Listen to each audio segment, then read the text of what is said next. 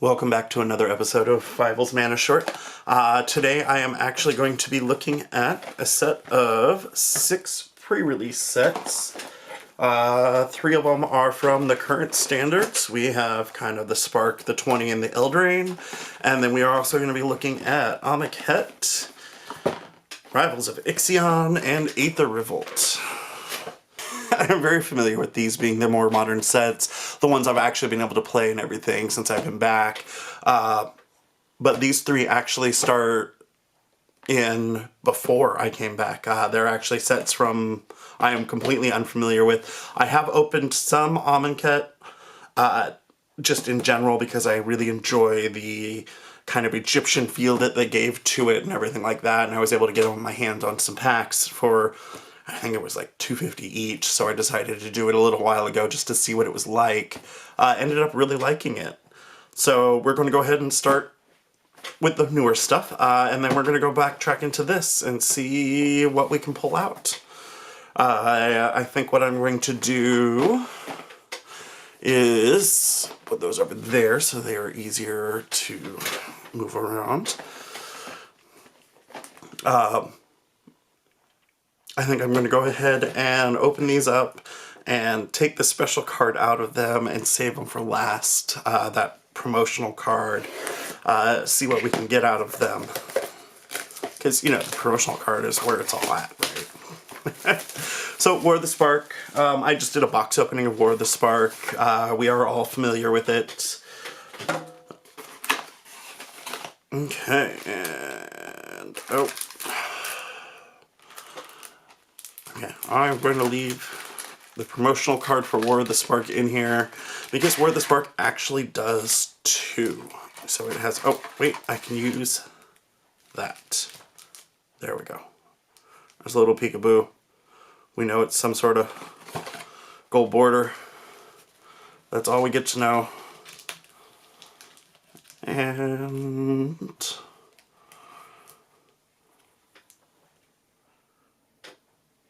yeah, that'll work.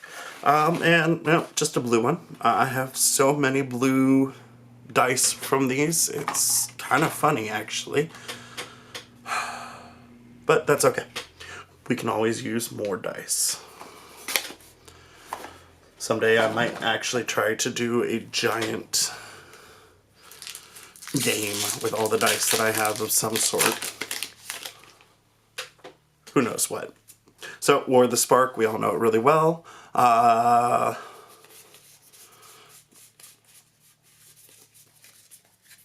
Nothing super fancy. Oop, skipping ahead. There's Cora Sorvin. Been getting a lot of him recently. I say him. It might be a her. I think it is a her. And it's Strove. Storv is a zombie elf and a lich. And I am horrible at pronouncing things, so I probably butchered that 8 ways.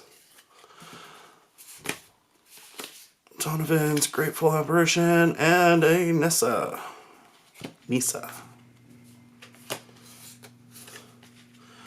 Don't ask me why I put those there. Grateful Apparition is a card that I have really come to enjoy, especially with all of the stuff in Spark with counters and all of that. But I've also, playing a lot of Arena with it and building various decks, have come to realize that it can be a very useful card in many different decks. What do we got? We got Johnny's Pride Mate. And there's a Chandra putting together the Gatewatch. And that's all running away. Okay, you can be right there. That's fine. Okay. I mean, it's War of the Spark. So each of these is going to go towards a set base.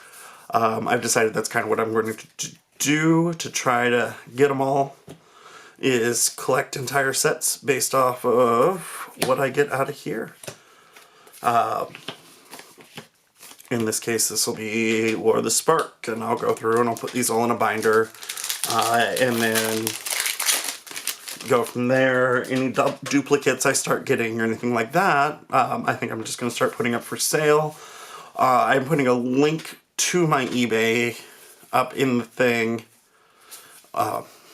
By up in the thing, I mean down in the description. Where I'm just going to kind of cycle through all the doubles and everything like that, passing them on. I mean, it's a good way to recuperate. I'm in it more for the collection aspect of it and being able to enjoy opening these packs with you. So why not? Oop, skipped all the way through. Sorry. But we know it's the Goblin King. There's our Planeswalker. Tin Street Kingpin. He is another fun one.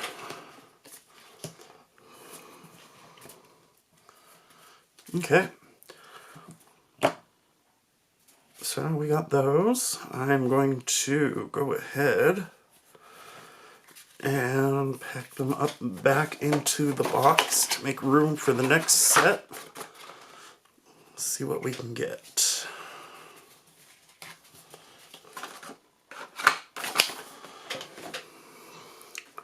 And out of core 20.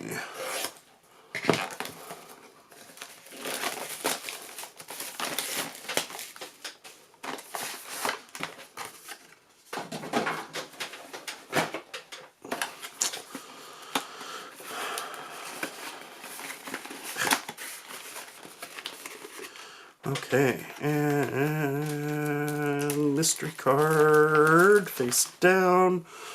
We are going to use it to kind of buffer this other one so I can get these out of the way.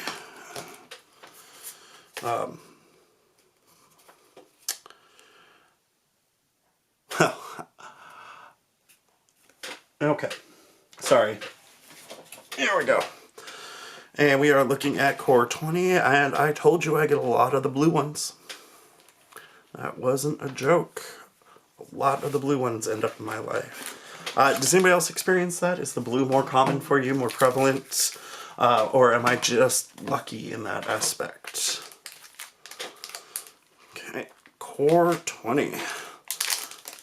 I've heard a lot of bad things about core 20 from people who just kind of haven't liked it as much. I'm kind of indifferent. I think core 19 going into Spark, I think they flowed better together. The pieces all worked better together. And core 20 feels a little more disjointed, especially with Throne of Eldraine coming in right after it.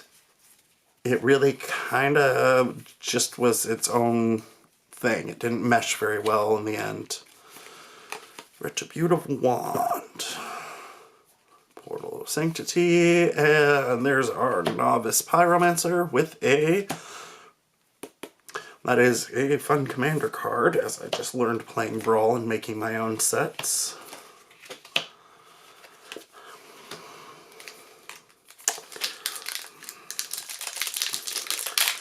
Death Touch Lifelink.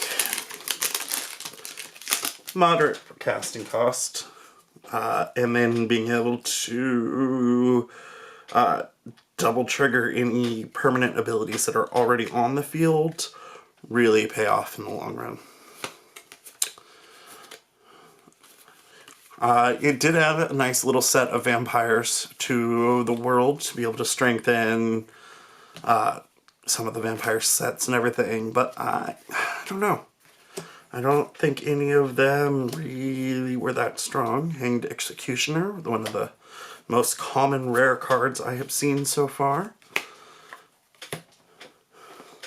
I do find the dual-colored commons kind of interesting coming from, 20 years ago when dual-color stuff was your rare and they were highly sought after and still are.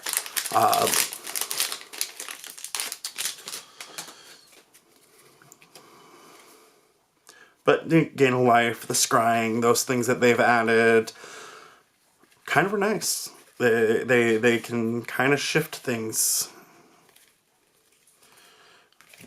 There we go. Colossus Hammer, Fry. We all know there's a foil coming. Air Elemental and Grafdigger's Cage. Man, does that make people mad. And Elvish Reclaimer in a foil. Nice. There we go. Well, for this set, a medium priced rare card in foil. Not bad.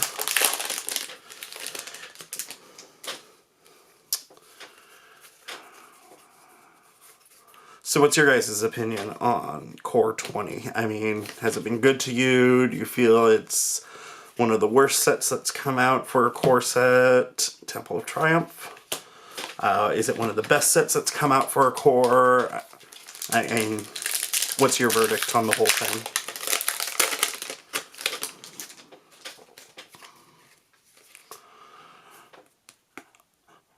That is a fun card.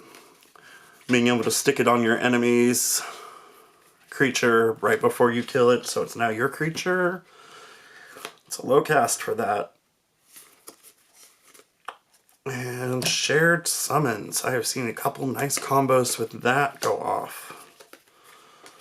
That let you dig through your whole graveyard and library for 4 or 5 cards. Most recently in one of the Omniscience things on Arena.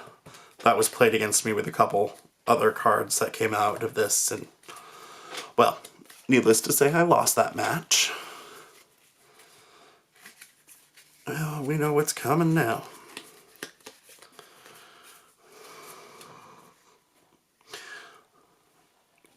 I do like the altar. Tombstone, Vicious Dragon, and Steel Overseer. I am still trying to figure out a good artifact deck and standard for that to actually have a really good effect of some sort. I like the idea of being able to put a bunch of 1/1 counters on a bunch of creatures that are all playing the field, which I just need to figure out how to do it within a reasonable casting cost and still be able to maintain like field control and stuff like that. Let's put these back in the box and go for our next one, Throne of Eldraine. Now, I've heard a lot of things, good and bad, about Throne of Eldraine. A lot of people confused, a lot of people who love it. Personally, I think it's a great set. I think it's fun, I think it's whimsical, I think it does a lot of the things that is all Magic, and it does it in a nice subtle way. Without being too familiar, without doubling up too much stuff. And our die color is white. We got something new.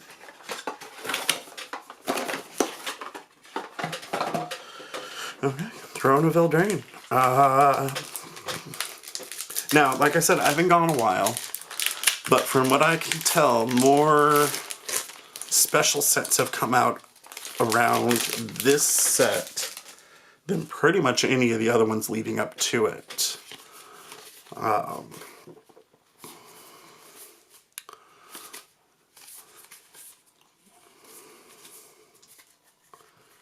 we go.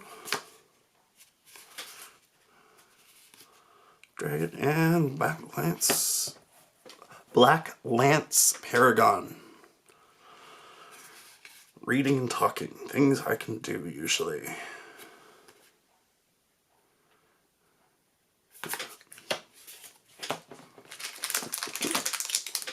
Sorry, it's a new one. Haven't actually come across that one yet. Flashing and gives lifelink and death touch to a creature. That's actually not bad for 2. Only till end of turn, but it does. This whole adventure thing, I was really annoyed with at first, because it was a whole new weirdness to the game. But then kind of thinking about it, realizing that they're always adding something new, something unique, something to make it different again. And being on an adventure is just a half step from all of the exile, or the ones that used to flip over temporarily and then flip back up, or the transformation cards that came out for a while. Just realizing there is actually a lot of precedent for why they would have done something like that, it just threw me off, which is fair. I mean, came from when they didn't have fancy things like that, but they still had instants and interrupts which ran at 2 different speeds. Ooh, deafening silence behind our lord.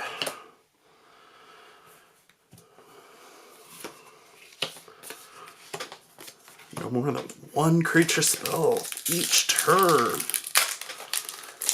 That would be a fun one for Omniscience. Play that one out on the first turn after you play your other 2 creatures. Control the whole board at that point.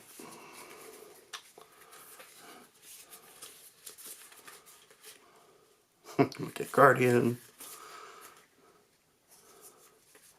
I am skipping stuff. Drown in the Loch, Shepherd of the Flock. Yeah, we also have Stolen by the Fae.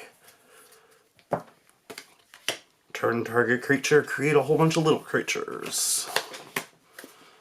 Create those. I do wish that they did more variant on the token artwork.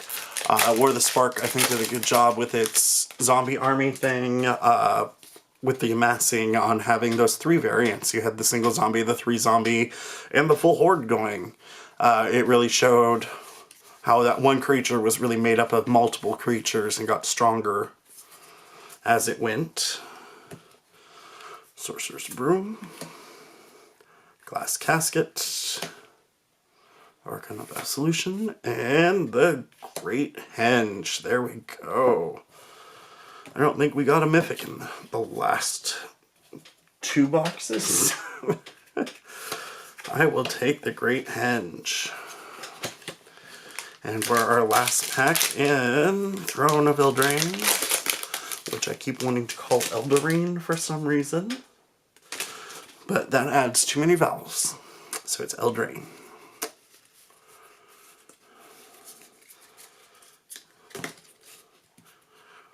The number of knights in this, in the knight tribal stuff, I actually do enjoy. Another Bognati. Castle Garenberg. Garenbrig. So, there's that. We got 1 nice mythic right in there. The Great Henge. Another one of those artifacts that throws me off just a little bit because it's a colored artifact. Something else they added that I was not ready for when I got into Core 20. Core 20 it was. And I got that altar. And it said artifact, and it was kind of grayish. So to me, artifacts meant cast with any color.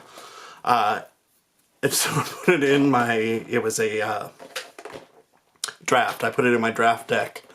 And I pulled it, and I went to go cast it and saw the mana cost included black, and then remembered that, well, and then realized what was going on. Yeah. So we're going to be looking at Amonkhet now. I know at some point these packs start getting mixed between the actual one and other packs from that block, the previous set. So that happens, there will be even more than what's here for the pre-release stuff, because if you release crossed sets within blocks for a while. I don't know how I feel about that. I'm kind of mixed back and forth on that idea. I think it's good. But I can see the problem in it if you want to get to know a new set, and you're still getting a bunch of old stuff. And wow. I'm sorry. I'm going to admire this box. It is all key cut and punched through. And going to be very difficult to open. Hold on.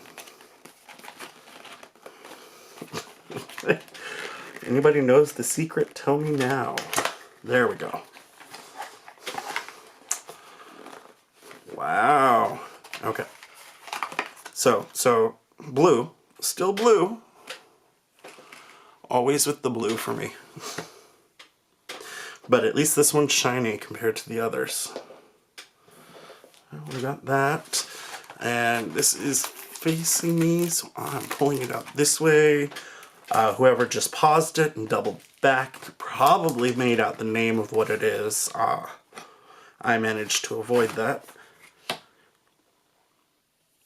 This one has the 5 trials. Huh. And the same welcome packet for the set and all that all the other ones do. A beautiful gold foiling. Oh, it kind of comes out and stands. Jeez. This is a fancy box. The whole thing pops up and stands and lets you have space to put everything in there. This is a fancy box. There's a little V cutout from where the die was. It closes really nicely. That's a box that I would willingly leave out. Just because. Alright, so Amonkhet now. We're into a set that I barely know. Other than the fact that there's beautiful full art lands in this, I'm kind of lost. I also don't know the set order. Hopefully it is the same as it has been. Wow. Love the artwork in this set. All of the dark and the muted colors. And I just skipped right to that rare. Bounty of the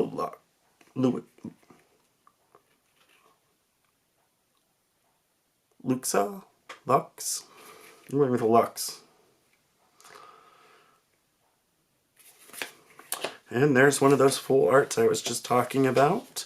And a hippopotamus. Also an awesome thing that they pulled into Spark was the giant purple hippo zombie. One of my favorite flavor texts in that set was that hippo. Wow. Such a pretty set. I mean, if nothing else, I know people haven't really been fans of this set overall in the end, but the artwork in this is just so pretty.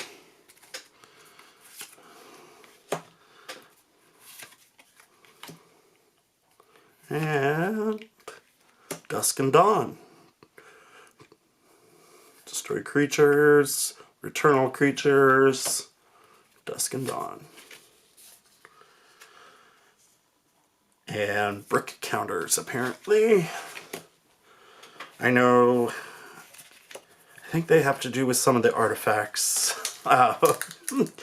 I've seen the brick counters before, and I still am not fully familiar with what they're for, because again, I wasn't here for a lot of these sets. I believe they were in Hours of Devastation as well. Puzzle Quest.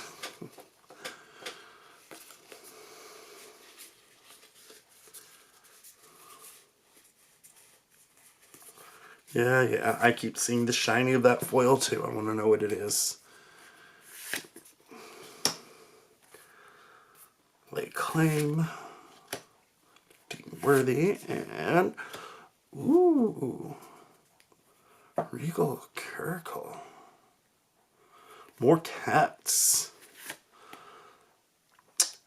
Alright, and a shiny land. Even more cat tokens. I mean, cards aside, I would just love to have that cat. But I think a cat deck at this point is actually more and more feasible, even if you skip the Ajani and the Pride Mates. I think you could do a house cat deck. Maybe not tournament level. But again, like I said before, I really enjoy making decks for the fun of making decks to play. And I really do think you could do a knock it all over house cat deck. Watchers of the Dead. It's just an artifact cat. Apparently, this is the set that I've been needing to do a cat deck.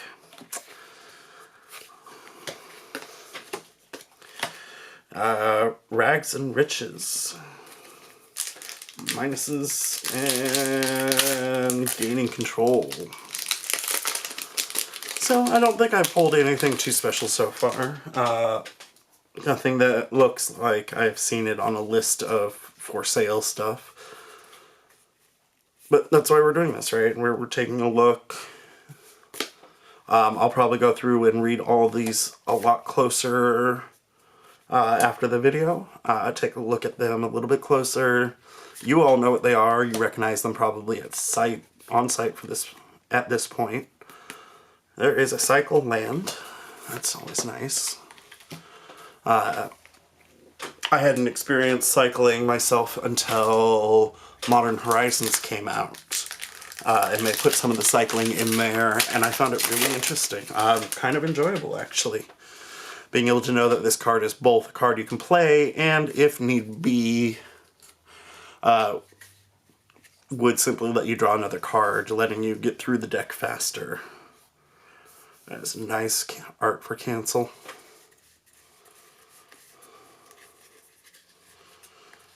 Well, there we go. Two's Monument. True Heart Twins.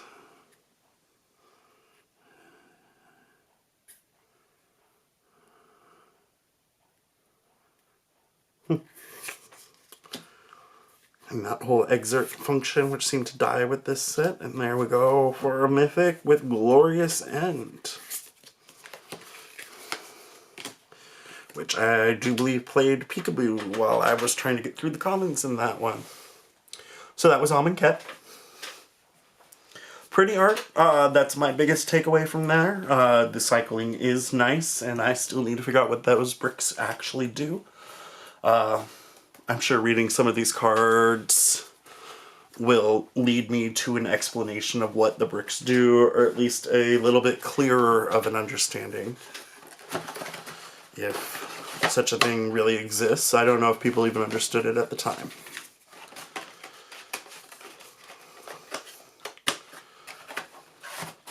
I kind of want to get more of these just so I have more Amonkhet boxes. It's kind of sarcophagi, pharaoh, treasure box thing is a little bit awesome, won't lie. Isn't going back in the sheath very well, but you don't know. So I think I'm going to do dinosaurs next.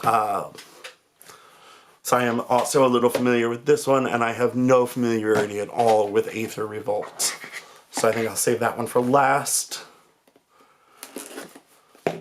Just because I can. Sorry.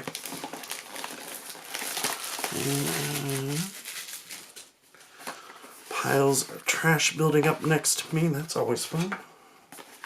Here we go. And flip it over. We got our promo card. We got a white die. And this is one of the ones that kind of does the two different sets. So we are actually not only going to be looking at Rivals of Ixalan, but we are also going to be looking at Ixalan itself. Which is actually one of the booster boxes I've gotten recently that I will be opening at some point in the future, if I don't just hold on to it. So we are going to do them in set order.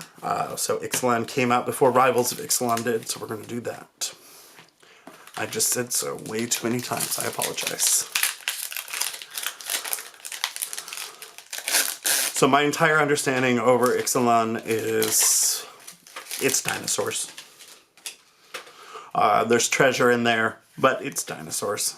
It's finding dinosaurs, it's controlling dinosaurs, it's dinosaurs beating up dinosaurs.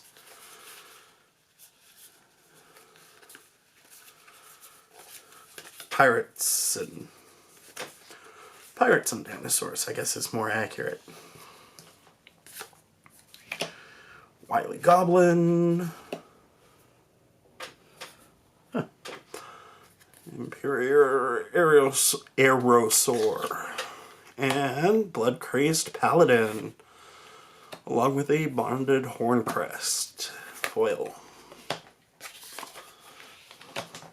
Oh, and vampires, apparently. So vampires, pirates, and paladins.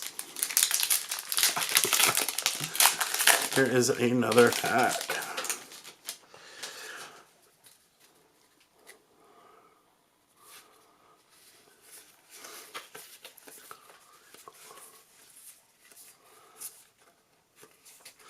So how did you guys take to Ixalan? What were some of your favorite pieces that came out of Ixalan and Rivals of Ixalan more specifically?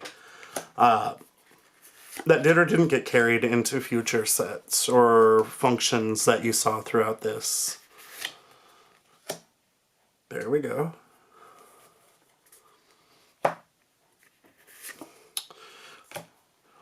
Root Round Crag. And our treasure token. I know somewhere in one of these sets is a if you control so many treasures you win the game auto condition. And now we are in Rivals. So it should change a little bit, but still be in that same feeling of dinosaurs, like from inside the dinosaur's mouth apparently. Lots of treasure. Harpy, Merfolk, Pride of Conquerors, and Induced Amnesia. Okay. More treasure tokens. I'm sorry, my whole thing is on a weird rest right now, so it keeps shifting on me a little bit. That is the next thing I need to look at upgrading is my seating and table area. To avoid waking roommates or bothering people, I do this in the garage. And I don't actually have any good seating or table surface in the garage, so I need to find something that I can actually pull up under a little bit easier and sit at. Hopefully that won't make as much noise as the chair I'm in makes when I shift around a little. But those are small things. I mean, hopefully it isn't too bad. I know it wiggles a little bit, but one step at a time. That is a really pretty dual land. And Blood Sun. All lands lose abilities except mana abilities. Well, there you go. There's the answer to Field of the Dead. Apparently there is a Magic the Gathering skin from Minecraft. Cool.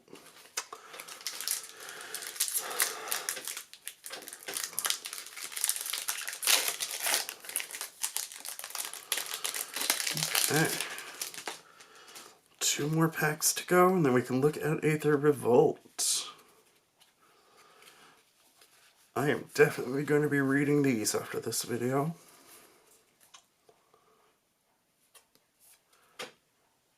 I like that picture for Evolving Wilds. So, speaking of my wiggly table and everything, one of the things I'm doing this for is to get people excited about opening packs and to open packs with me, because I really enjoy opening packs and showing to people, sharing to people, seeing what they have to say about them. What's your favorites? What's your least favorites? Monetary-wise, I barely can keep track of a few cards at a time. Sphinx's Decree. And Sailor of Means. But what I have started is a Patreon for myself. And basically the whole point of it is try to get some people to support me, help me make more of these videos over time, be able to afford them. I am not, minimum wage worker here. trying to get by and trying to do something I enjoy in the meantime, which is opening these packs. And the more support I get, the more videos I'll be able to make. One of the things I do for my Patreons is each Patreon level gets a box dedicated to it, and that box gets divvied out to the people supporting at that Patreon level. And it's a little bit random, but it's also really fun. It, you know, help somebody out, give them a good kind of basis to go on, and get a random card in the mail every so often. Well, once a month. Sorry, I was being distracted by art, which happens quite often. That is not a rare. Journey to Eternity. Chant creature. I see. So they put those in with the transformation cards.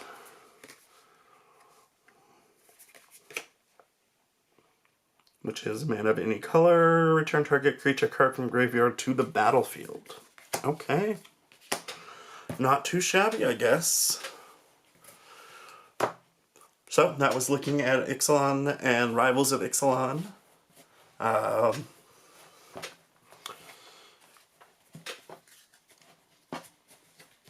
Lots of dinosaurs. I like dinosaurs.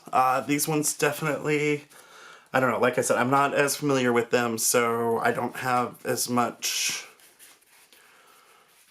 well, any insight on them at all, to put it bluntly. But, you know, I'll go through, I'll read up on them, and next time I open something Ixalan based, I'll have a little more to go off of. Now for the final, Aether Revolt. After we're done with this, we'll go ahead and take a look at what our promo cards have been. Which is what I'm really curious about.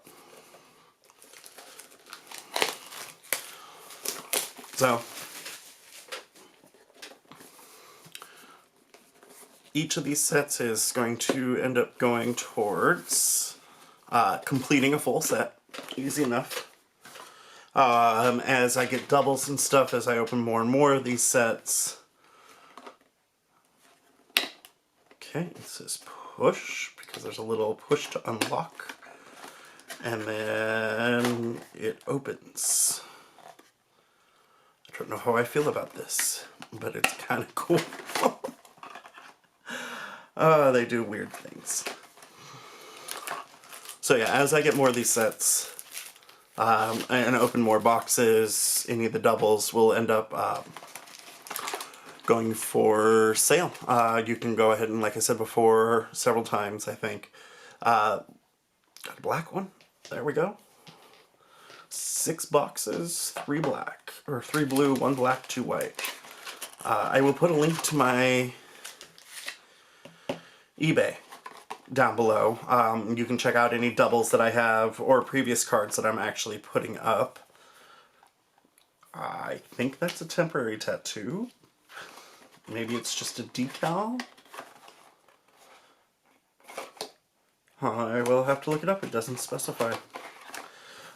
Anyway, go ahead and check out my eBay, see if there's anything on there you like. I have a few things up right now for auction from stuff that I've owned previously that I'm willing to cycle through, doubles of stuff, cards that I've pulled over the time, you know, stuff you put on eBay. So, Kaladesh into Aether Revolt. Looks like what we are doing. Kaladesh was the technological plane where they used magic to power invention, from what I remember. You can correct me if I'm wrong, but that's how I remember it. And that's why there's a revolt, because the owning peoples kind of did the citizens wrong, and a few planeswalkers came in, and I believe that's when Chandra came back into play and kind of said, people, you are being manipulated, stand up and defend yourselves, and then Aether Revolt.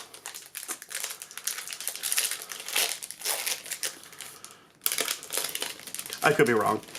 Don't quote me on this story. Without reading the books through and through, finding a cohesive storyline actually has been a little bit difficult. I've been kind of reliant on the ads that have gone on.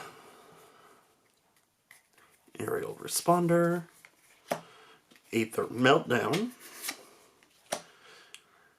Incendiary Sabotage, and Concealed Courtyard.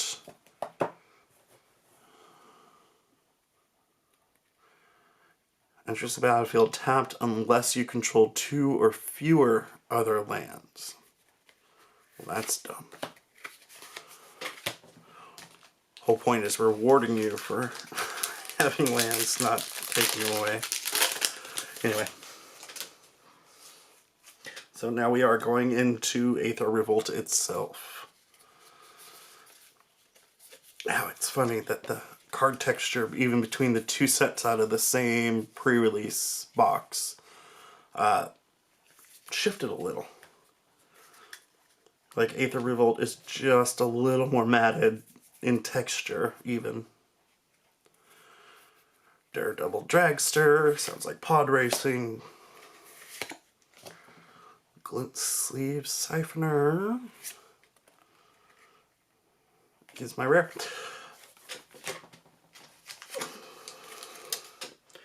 And these have all these fun little energy symbols, which, unless you're playing a deck that utilizes those, kind of becomes weirdly useless outside of the set.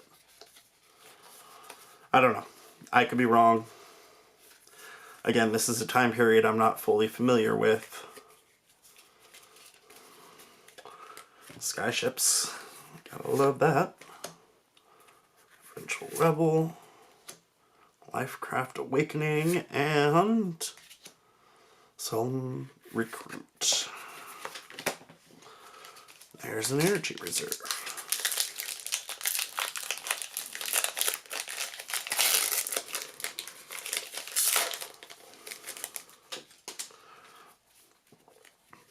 So, like with the other sets, what do you think of Aether Revolt, Kaladesh time period?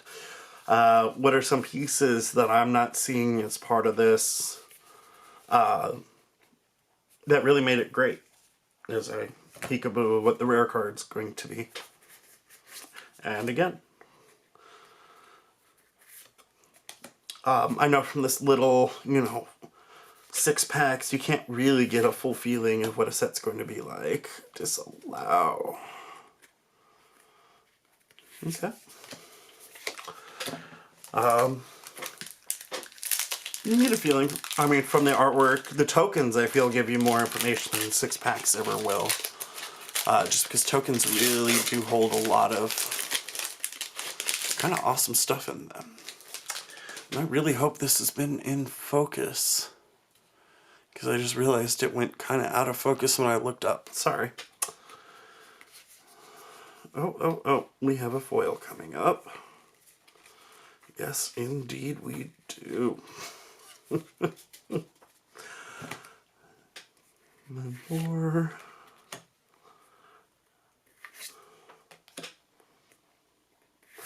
And our last rare is Secret Salvage. With an Aether Poisoner foil. Cool.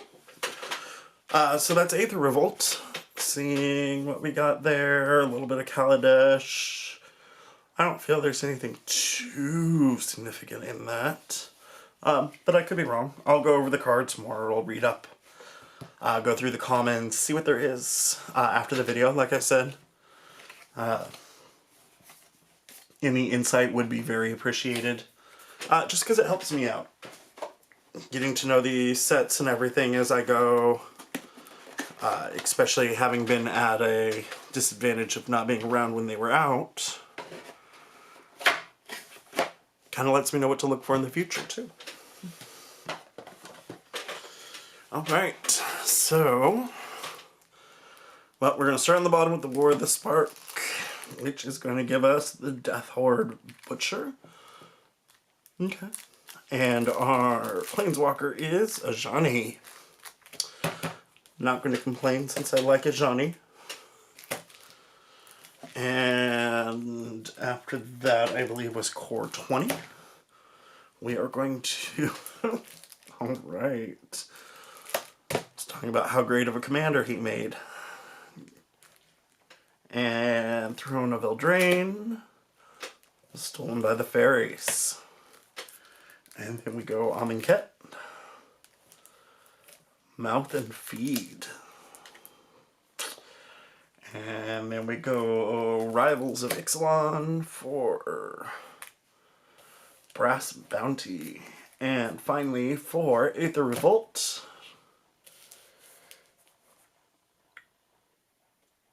Rishkar Prima Renegade. Cool. Well, there is our set of promotional cards that came out of our 6... Yeah, our 6 pre-release kits. It's a lot of pre-release kits to be opening with y'all. Just saying. Got the Ajani, Death Horde Butcher. Alright. Well, thank you for joining me with Fivels Mana Short once again. I look forward to opening some more packs with you.